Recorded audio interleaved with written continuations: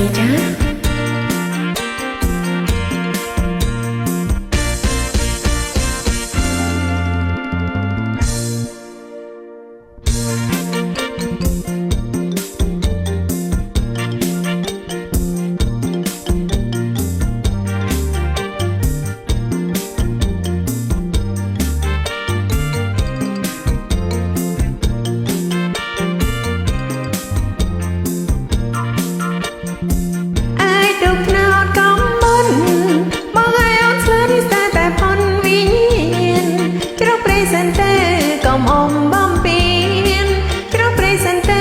កំអំបំពេញអូនខ្លាញ់សើយព្រឿនខ្លាយខានឃើញមកប្រើថ្លៃ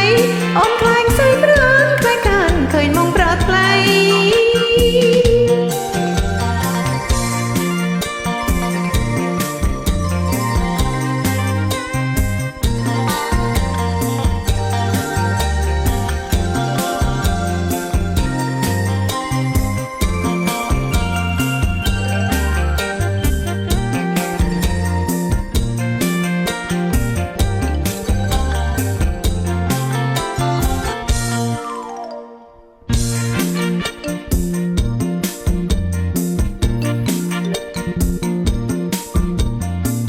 មែនទេ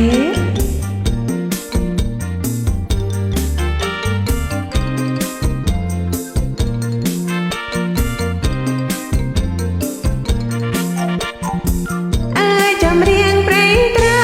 យក្រំចាំសរសៃគេឲ្យខំធ្វើត្រឹម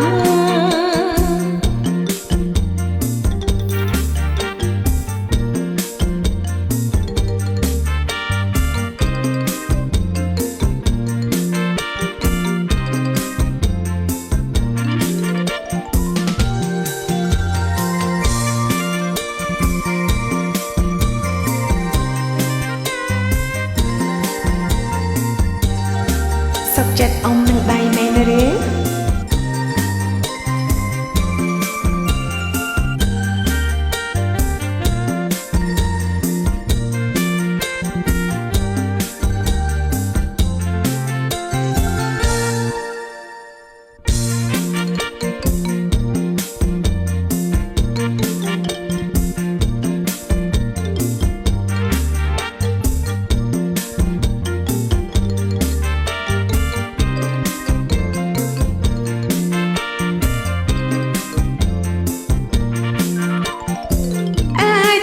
ងព្រៃត្រា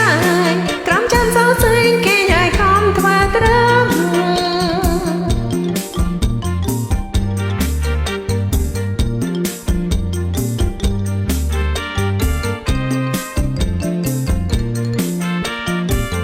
ចាសប្បាយចិត្តណាបងចាសសូមអរគុណ